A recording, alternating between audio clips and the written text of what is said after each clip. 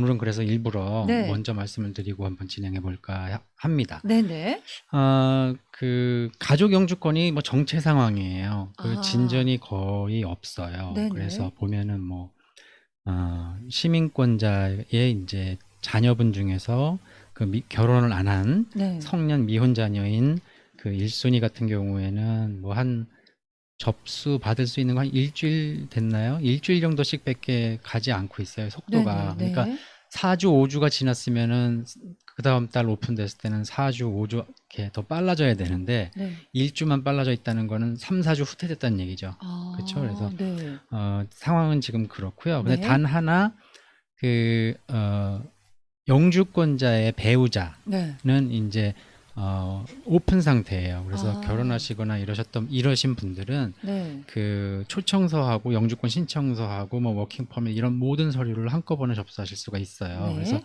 유일하게 가족 이민 중에 지금 오픈 굉장히 좀 잘 처리가 되는 부분이고요. 네네. 시민권자 배우자랑 좀 달랐었죠. 그동안 네네. 달랐었기 때문에 영주권자랑 결혼하신 분들은 조금 뭐라 그래야 되나 그 기다리고 네. 그다음에 뭐 이래야 되는 게 통상 프로세싱이었는데 네네. 이런 상태가 지금 계속 유지가 되고 있거든요. 네. 그러니까 그 말은 신분을 잘 유지하고 계신 분이라면은 네. 영주권자하고 결혼하시면서 바로 모든 서류를 한꺼번에 다 접수하실 수가 있으니까 네. 그거를 꼭 참고하시길 바라고요. 네. 그 외에 뭐 시민권자의 기혼 자녀, 그다음에 시민권자의 형제 자매 이런 부분들은 뭐 전부 다 네. 뭐 한 달이 지났는데도 조금 찔끔 앞으로 네. 전진이 되고 그래서 거의 정체라고 볼 수 있어요. 그래서 그렇군요. 그런 상황에서 좀 답답한데 언제쯤 가족 이민도 좀 네. 쾌청하게 뚫릴지 좀 지켜봐야 될 것 같고요. 네. 날짜를 대충 한번 네. 접수를 먼저 그 접수할 수 있는 날짜 같은 거가 지금 특히 음. 사실 우리가 피부에 와닿는 게 그 최종 승인될 수 있는 가능일도 중요하지만 서류를 모든 걸 접수할 수 있는 시간이 굉장히 중요하거든요. 네. 근데 그 접수 가능 시간은 전 분야가 다 그대로예요.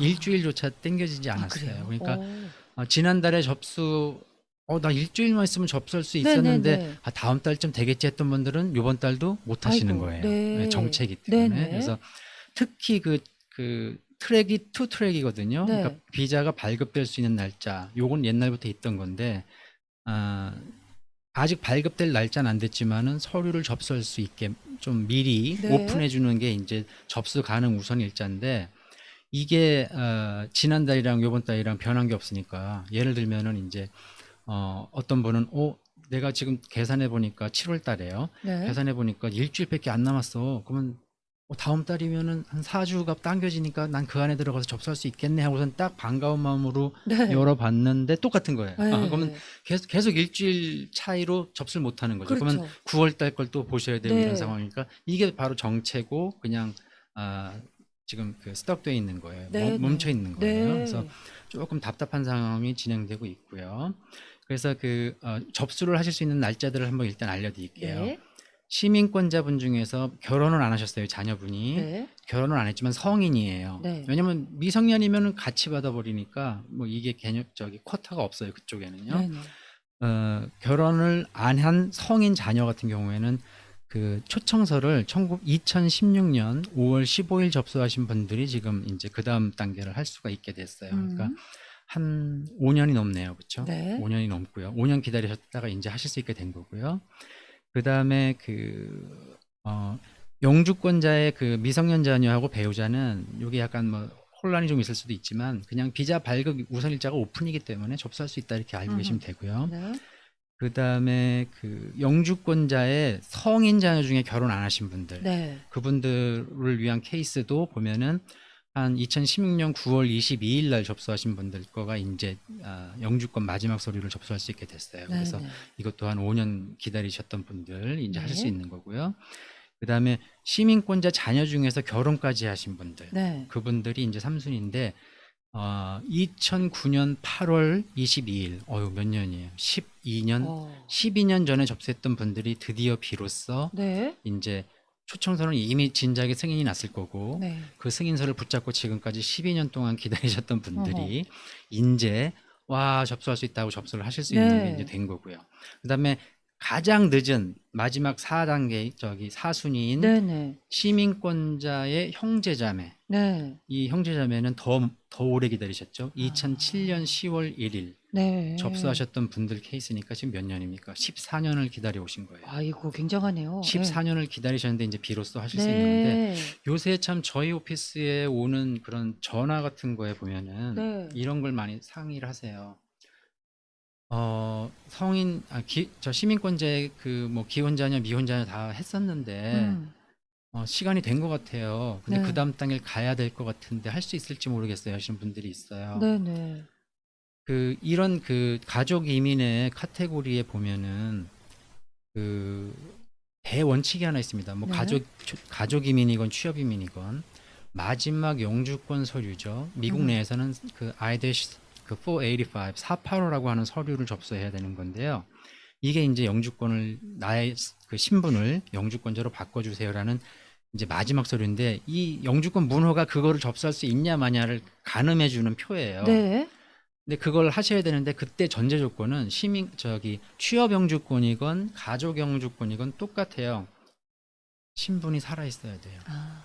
그게 대전제예요. 네. 뭐 그다음에 다른 것들로는 뭐 전과 같은 게 없어야 되고 뭐 이건 당연한 거고요. 예.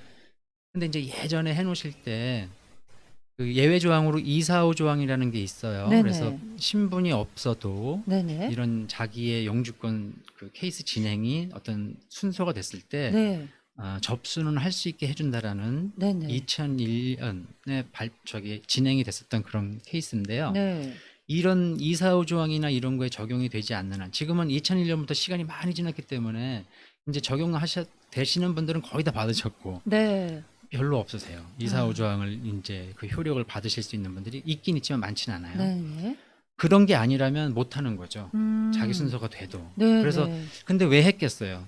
그건 저도 그렇고 앞으로 어떻게 일이 진행될지 모르지만 난 지금 현재법상으로 이런 걸 진행해봤자 신분이 없으니까 못 할 건데 에이 뭘 왜 해? 안 해. 이러실 수도 있지만 약간의 인슈런스 같은 개념으로 했던 분들이 많이 있는데 사실 10여 년 전에 그거 할 때는 이게 이제 자기 순서가 될 때쯤에는 이민법이나 이런 게 좀 정비가 되고 개혁이 돼서 내가 이렇게 미리 일찍 접수했던 거에 덕을 볼 수 있을 거야라는 희망으로 했어요.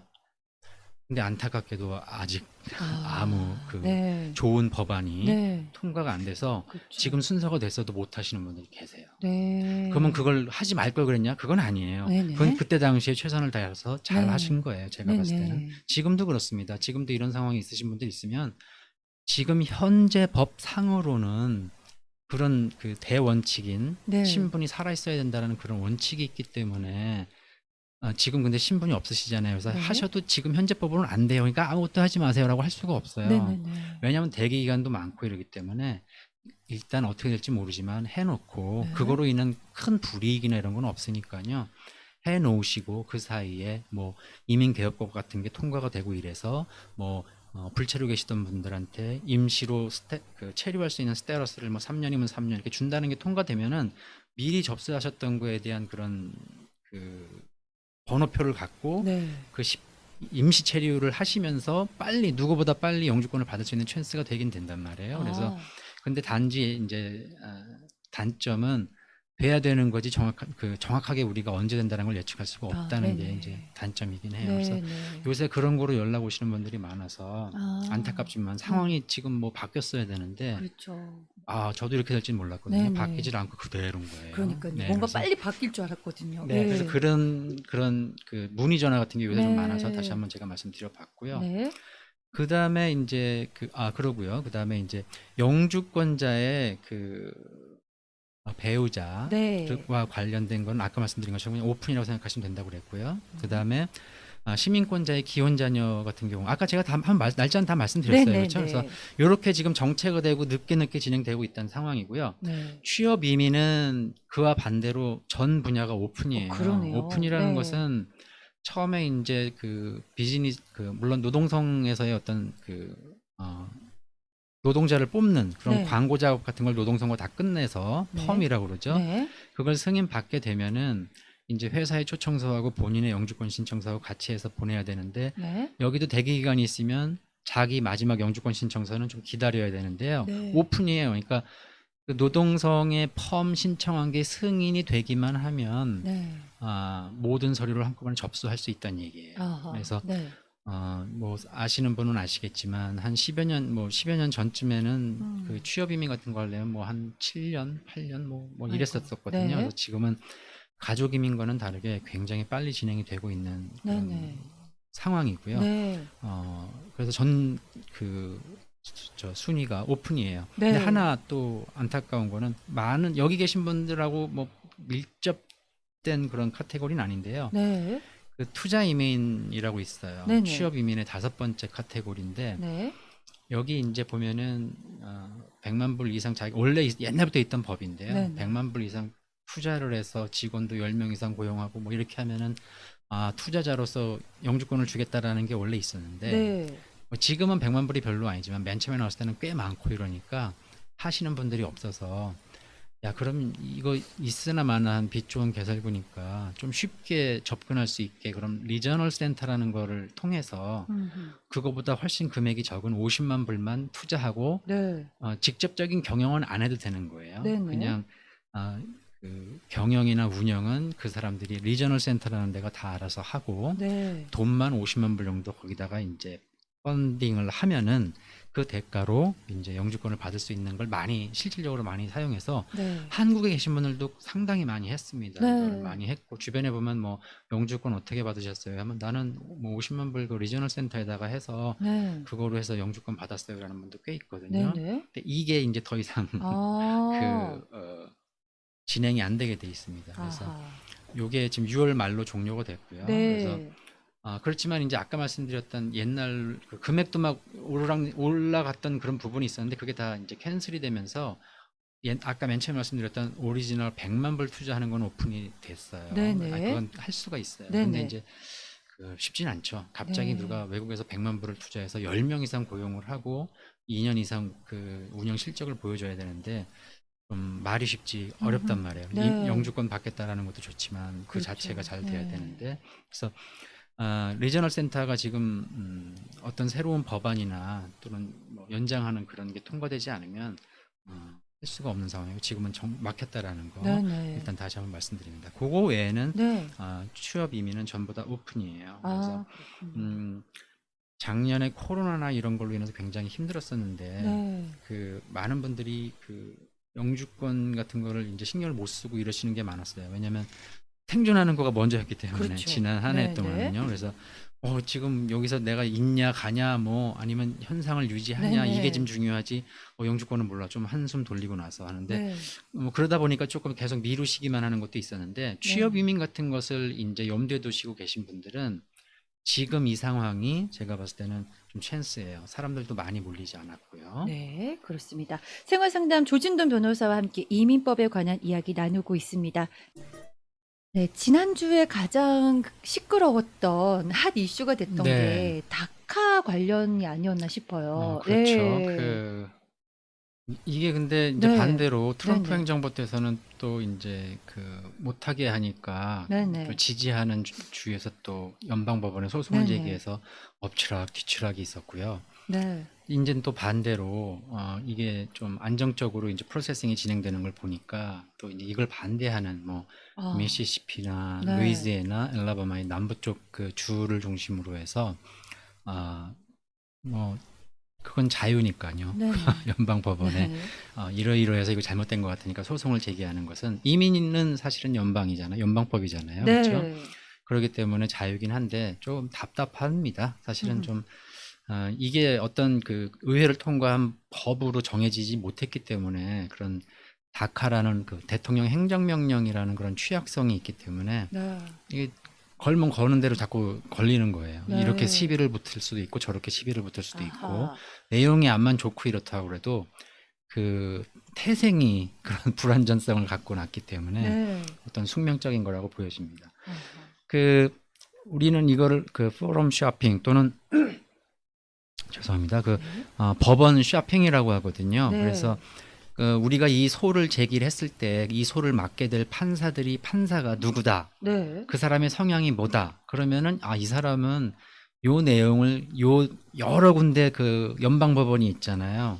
연방법원 여러 군데가 있는데 어디다가 하는 건지는 자기가 정하면 되는 거기 때문에 쇼핑을 하는 거죠. 네. 그래서 이쪽 판사는 약간 굉장히 보수적이고 뭐 친이민이 아니야. 여기 좋아.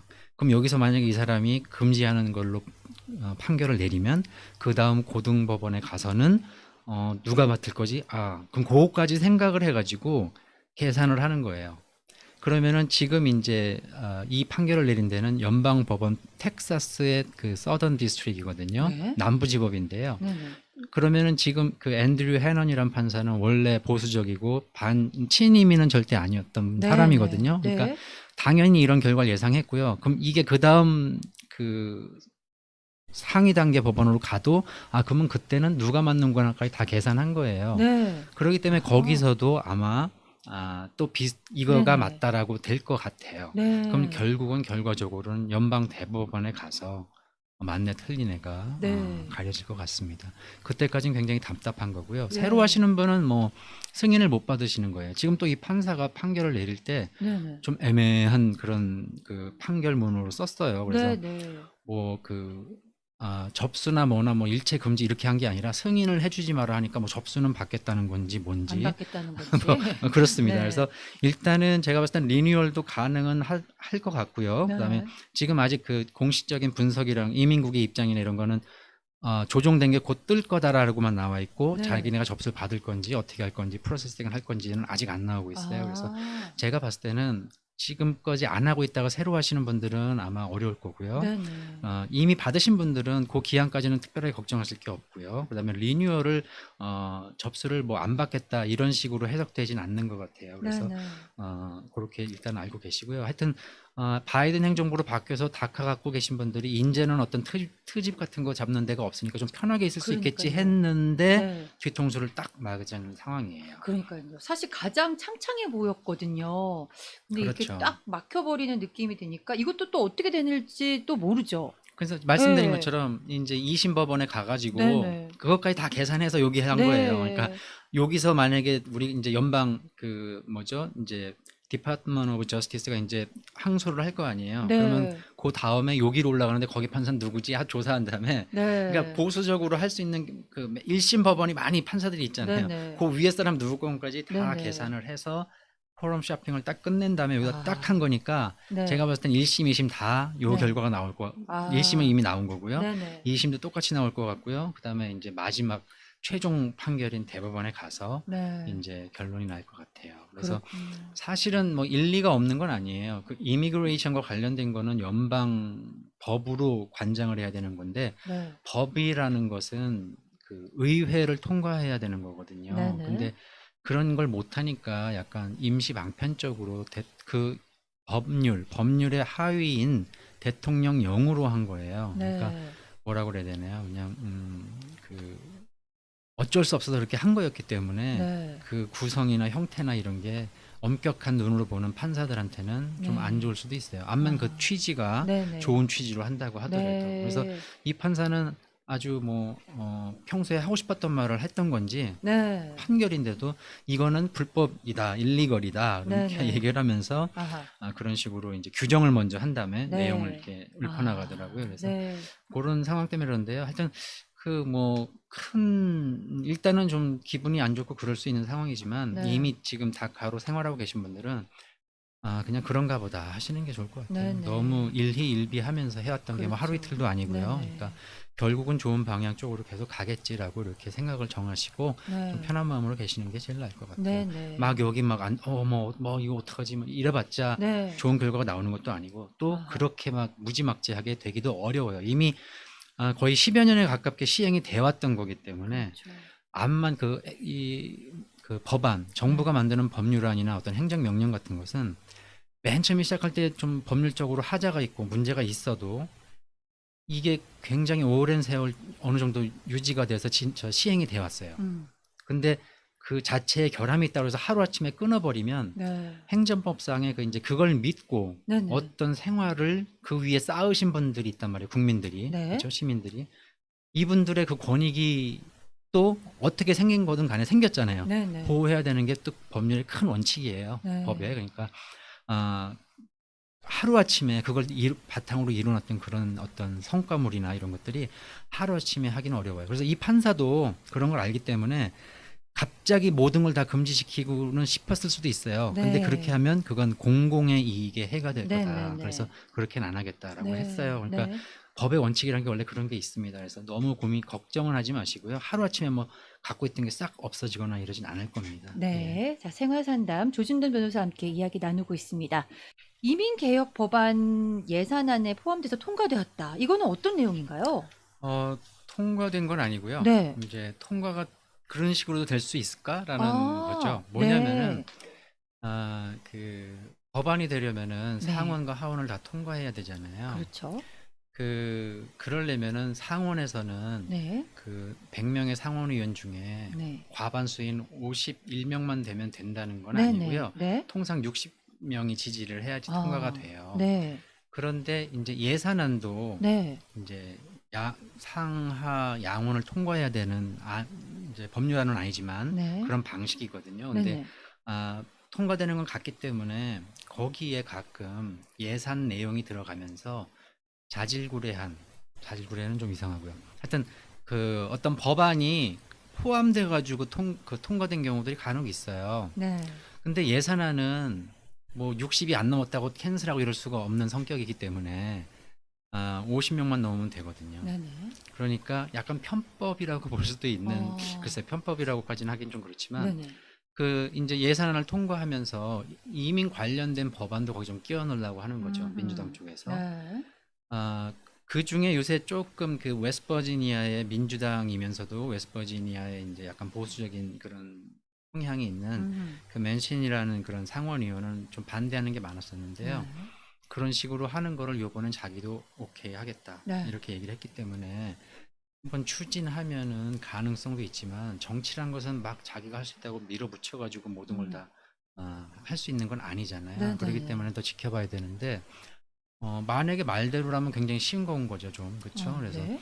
그 예산안을 통과하면서 거기에 뭐 이민과 관련된 법안을 넣어가지고 이건 60명이 안 돼도 되는 거야 하고서는 50대 50인데 이제 그 상원의 의장이 부통령인 이제 그 우리 여자 부통령분이시니까 해리스 부통령이시니까 통과될 수 있다 이렇게 지금 그림을 그려보는 건데요. 한번 지켜보고 싶습니다. 저는 근데 그렇게 쉽진 않을 거라고 봐요. 예. 네. 그래도 한번 지켜보는 거. 네. 네. 취업 이민 3순위, 숙련직, 비숙련직 이렇게 있잖아요. 네. 근데 이거 차이점은 어떤 게 있고 또 어떤 쪽으로 또 우리가 이게 어플라이를 할 수 있을지 이런 것들 조금 예. 궁금해요. 아까도 네. 한번 말씀드렸지만 네네. 그 코로나로 약간 이렇게 흔들흔들했던 그런 상황이 이제 정리가 되면서 네네. 영주권을 막연하게 생각하고 계시던 분들은 지금이 타이밍상으로는 굉장히 좋을 때라고 봐요. 네네. 보여지기 때문에 일단은 취업 영주권도 카테고리가 5개나 된단 말이에요. 네. 거기서 뭐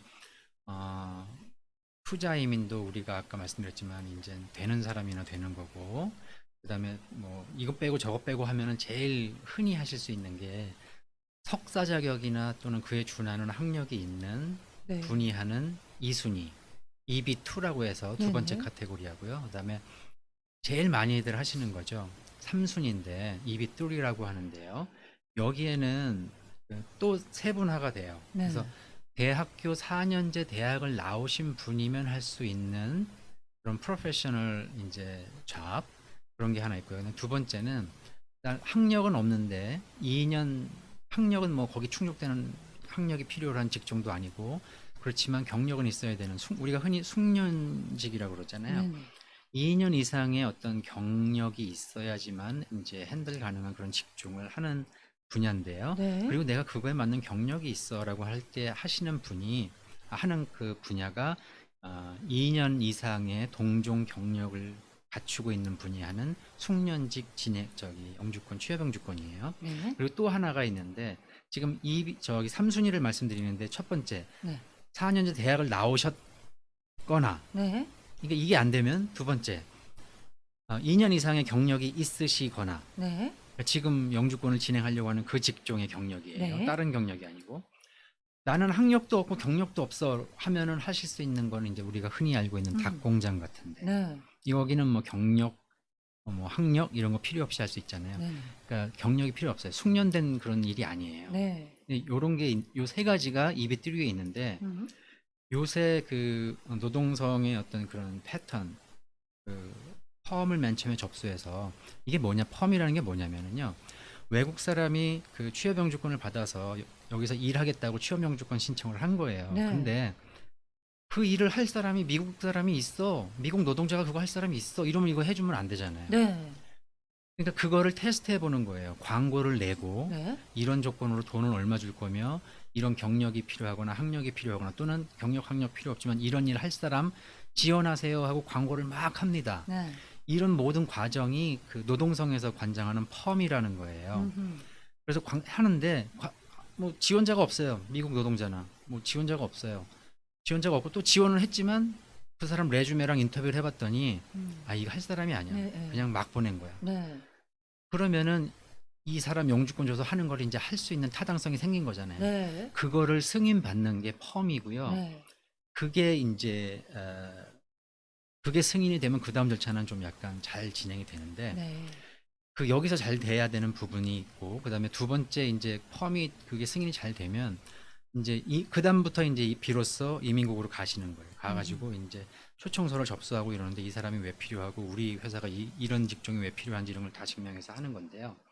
예전에는 펌만 승인이 되면 네. 그 두 번째 초청서 단계에서는 조금 쉽게 해줬어요. 네. 이민국이 그렇게 까다롭게 안 했었는데 네.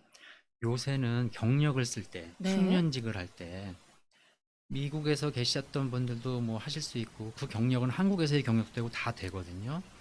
근데 옛날에는 한국에서 어떤 일을 했다라고 했을 때 그 경력 증명을 받고 이러시는 게 어려울 때도 있어요. 왜냐면은 그 회사가 한 십몇 년 전에 일했던 데인데 지금 어디서 찾을 수가 없을 수도 있어요. 실제로 그렇죠. 경력 있으심에도 불구하고. 네. 그러면 어떻게 아름아름 해가지고 이렇게 그 경력증명서 한 장을 어떻게 힘들게 찾던가 뭐 여러 가지 방식을 통해서 해가지고 이민국에 그걸 내면 그냥 내용만 확인하고 끝나는 경우가 많았는데요. 네. 지금은 그렇게 안 해요. 지금은 어떻게 하냐면 이분이 어떻게든 지금 미국에서 지금 진행하는 걸 제가 말씀드리는 거니까 오실 때 비자를 받아서 오셨을 거 아니에요. 네. 그때 그 기록을 뒤져봐요. 그러면 미국 들어오려고 맨 처음에 비자를 신청할 때 냈던 경력이랑 지금 이 경력이랑 맞나? 보는 거예요. 네네. 안 맞잖아요. 그러면은 뭐 맞던 안 맞던 추가 서류 요청을 해요. 네. 웬만하면. 그래서 뭐라고 하냐면 그때 그 일을 했다고 지금 경력증명서 하나만 보내왔는데 이거를 추가로 보충할 수 있는, 증명할 수 있는 세금 관련된 서류나 어떤 그런 것들 있으면 달라라고 와요. 네. 그러니까 그냥 가만히 오케이 해주질 않아요. 네.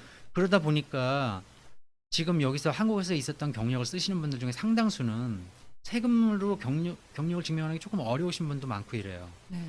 그 다음에 아니면 너무 오래돼서 기록을 찾는 것도 그렇고 뭐 그때 담당자분을 만나가지고 어떻게 하는 것도 어렵고 이러니까 경력이 진짜 있음에도 불구하고 그렇게 자기가 서류를 확보하기가 어렵겠다 싶으신 분들은 요새 안 하는 게 나을 정도로 네. 힘들게 해요, 굉장히.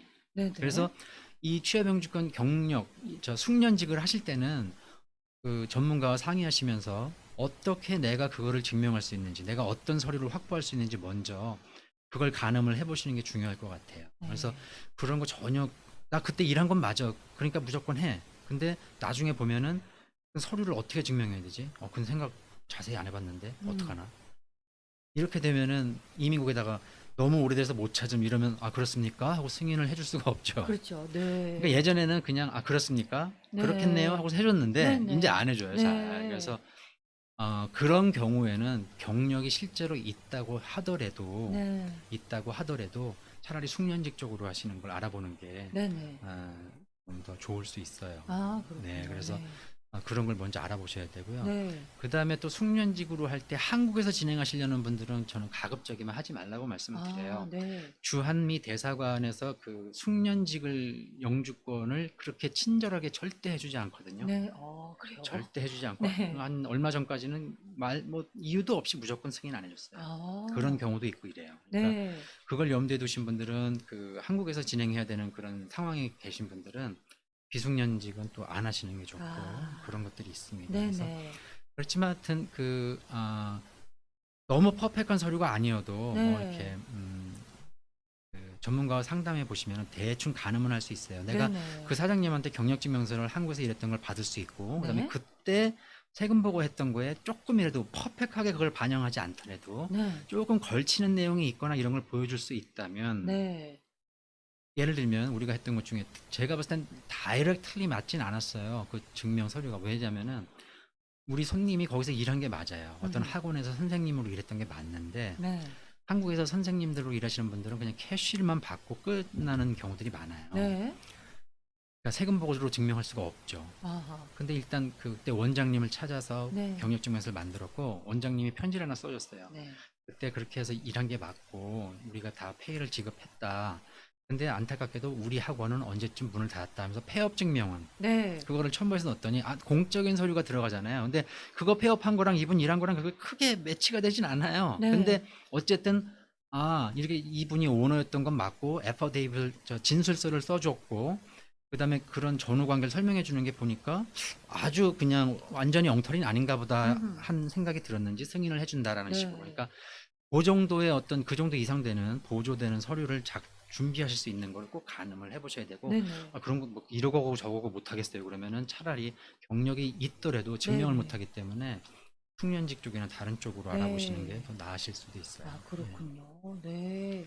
질문이 하나 있는데요. 주재원 와이프시래요.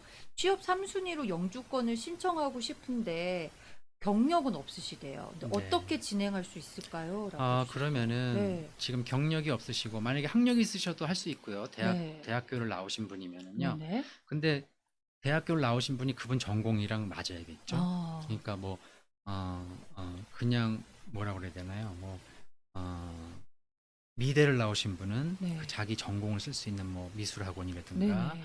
아니면 뭐 디자인 하는 쪽이라든가 뭐 네. 이런 직종으로 잡아야 되고 아하. 연관이 돼야 되는 거죠. 네. 회계학을 공부하신 분은 뭐 회계사 사무실이나 네네.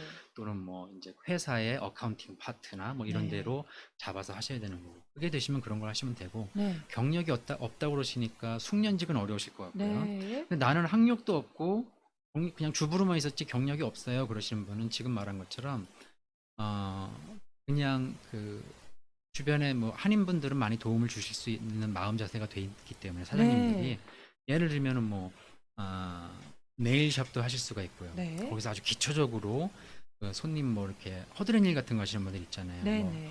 그 헤어드레서 샵 같은 데는 머리 감겨주는 네. 분들, 그다음에 뭐 그런 분들 같은 네네. 직종으로 해서 할 수 식당에서 있고. 뭐 그릇 치워주고 그다음에 식당 이런, 같은 예. 데서는 이제 저희가 많이 하는 게 그 셰프나 쿡이 조리를 하기 전에 네. 다듬어 놓는 작업. 아, 그러니까 뭐 푸드 프로세싱 하는 그런 네네. 워커들은 경력이 필요하지 않거든요. 네. 근데 이게 어디 많이 적용이 되냐면 델리, 아, 슈퍼마켓, 네. 식당 다 아하. 필요해요, 이분이. 네. 그래서 굉장히 폭이 넓더라고요. 우리가 네네네. 도와드려 보니까. 그래서 그런 쪽으로 만약에 일도 하시고 싶고 그다음에 그런 또 업체를 소유하고 계신 분을 아시면은 네.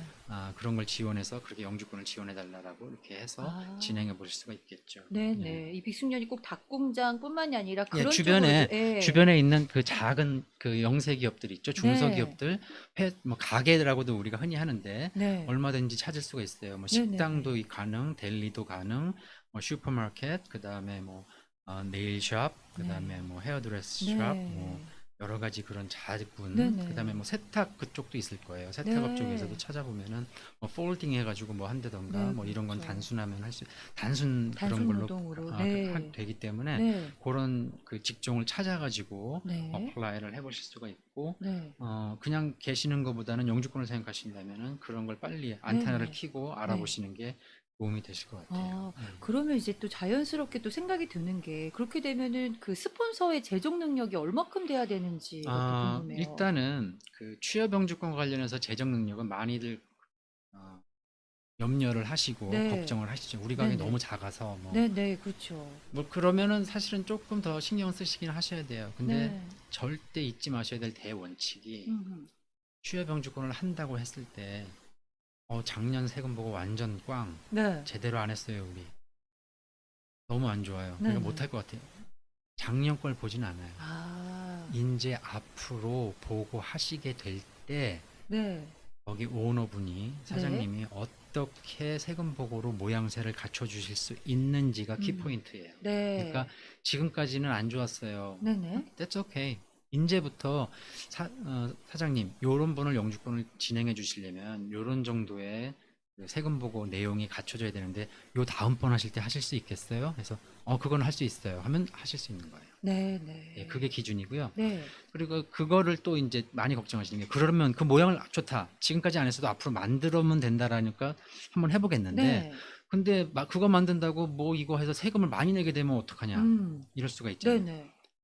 세금을 많이 내는 식으로 하는 방법, 계산하는 방법이 따로 있고 네. 그게 안 될 때는 캐시플로우라고 그래가지고 이제 네. 현금이 좀 있다. 네.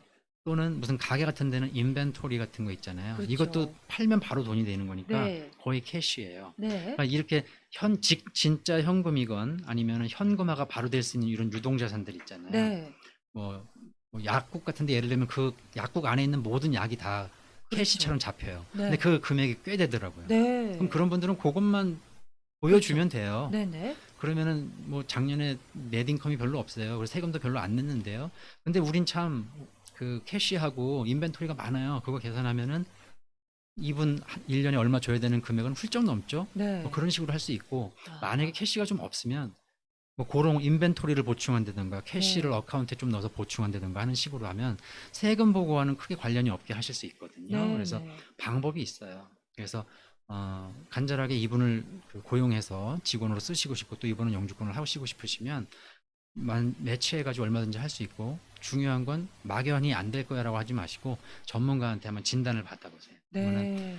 이런 분의 상황하고 또 이분을 고용하려고 하는 이 회사나 가게가 이걸 할 수 있는 건지 그럼 조건을 알려드릴 거예요. 네. 그럼 가늠을 하셔야죠. 그 정도 할 수 있어. 네네. 그럼 진행합시다. 이게 네. 되는 거죠. 아, 네. 그렇군요. 앞으로 어떻게 해야 되는지 그걸 좀 보시니까 요건 또 회계사님하고 상의를 하면은 이제 가닥이 조금 그렇죠. 네. 그렇지만 이제 우리가 그 전문가들이 그 숫자를 드릴 거예요. 네네. 그러면 이제 그거 갖고 이렇게 했을 때 뭐 그렇게 꼭 회계 전문가 도움은 받지 않으셔도 네네. 돼요. 할 때는 도움 받으셔야 되는데 네네. 그렇게 하는데 무슨 문제가 있는지 없는지는 물론 네. 점검은 해보셔야죠. 돌다리를 네네. 굴리는 것처럼. 그렇지만 제가 봤을 때는 일단 금방 쉽게 네. 전문가의 그쪽 도움은 아니더라도 가늠은 네네. 가능하실 거예요. 그렇군요. 네. 그렇다면 그 가족 이민에서도 스폰서의 재정 능력을 좀 볼 때가 있잖아요. 요거는 어떻게 볼 때가 있는 게 아니라 보시는지? 뭐 반드시 보죠. 네네. 네, 반드시 보는데 그 예전에는 일단 그 원칙 중에 하나가 예전엔 3년씩 다 기록이 넘었어요. 저 세금 보고를 냈어야 돼요. 네, 그래서 3년씩. 지금도 그렇게 알고 계신 분들이 많은데 네. 그렇게 뭘 해도 안 되는 건 아니지만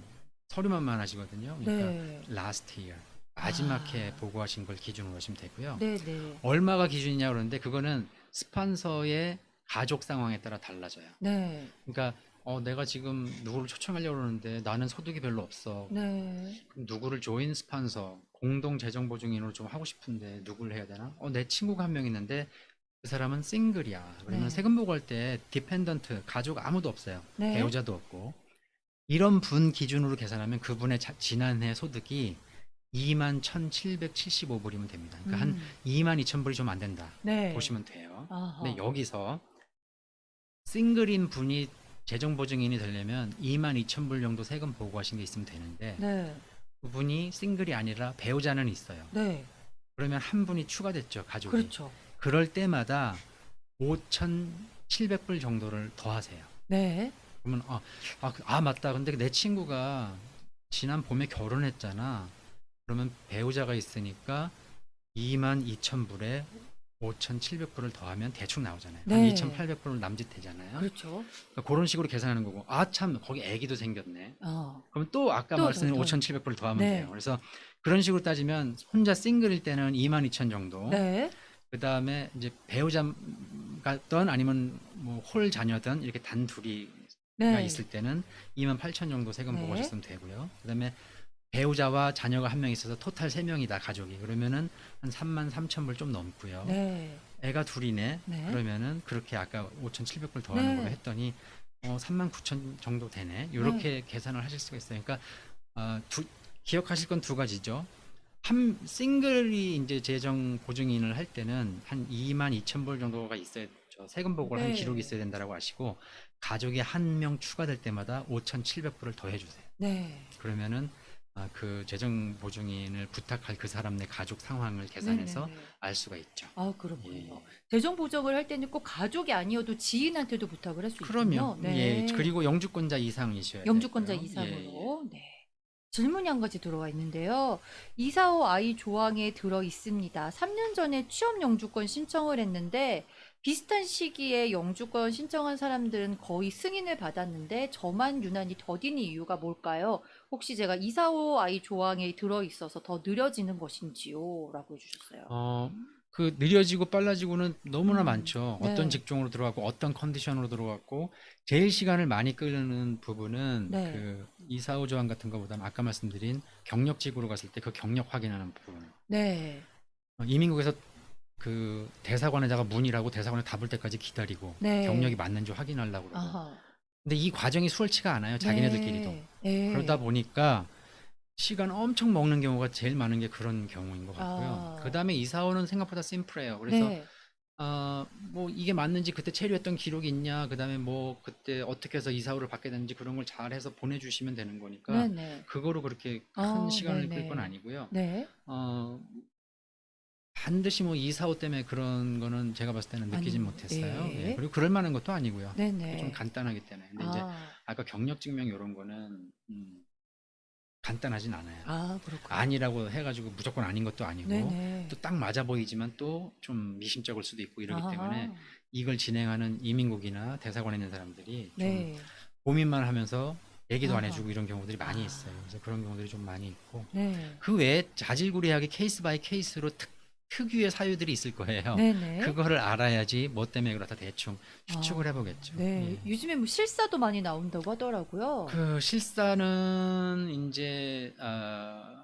드물어요. 드문데 네, H1B 같은 경우에는 뭐 거의 나오고요. 처음 할 때는 아, 저기 그 취업 비자인 H1B를 할 때는 거의 나오는데 네, 처음에 한 네네, 번 이 그 취업 영주권 신청할 때는 나오는 경우가 있어요. 좀 나오는 경우가 네, 있는데 그때는 이제 그 경력 확인이랑 진짜 이런 직종이 필요로 하는 직종인지를 가서 확인해 보려고 하는데 무조건 가는 게 아니라 네, 서류상으로 봤을 때 좀 조금 이상하다 그런 느낌이 싶은, 들 때. 근데 네, 아닌데도 지 혼자 착각해서 올 때도 있고 그렇더라고요. 저희가 아, 보니까. 네, 네네, 그러니까 그거를 딱 정확하게 예측하기는 어렵지만 네. 서류가 좀 그런 느낌이 안 들게 잘 준비해서 들어가야 될 것 같아요. 그렇군요. 네. 네. 자, 오늘 조진도 변호사님과 함께 이민법에 관한 이야기 나눠봤습니다. 마지막으로 짧게 한 말씀 부탁드릴게요. 네, 뭐 뉴스 보다 보면 뭐 좋은 뉴스도 있고 나쁜 뉴스도 있고 뭐 이래요. 근데 아까 말씀드린 것처럼 그 법이나 행정을 담당하는 사람들 그 대원칙 중에 하나는 그 일반 시민들의 기대 심리나 그걸 통해서 쌓아 이루어진 어떤 트랜잭션들 있잖아요. 그런 거는 보존을 해주게 돼 있는 원칙이 있으니까 갑자기 박탈당할 수 있다는 그런 공포감은 안 느끼셔도 될 것 같습니다. 네, 그렇습니다. 오늘 함께 해주신 조진도 변호사님 감사합니다. 네, 감사합니다. 네, 저는 지금까지 생활상담 이주연이었습니다. 청취해주신 여러분 감사합니다.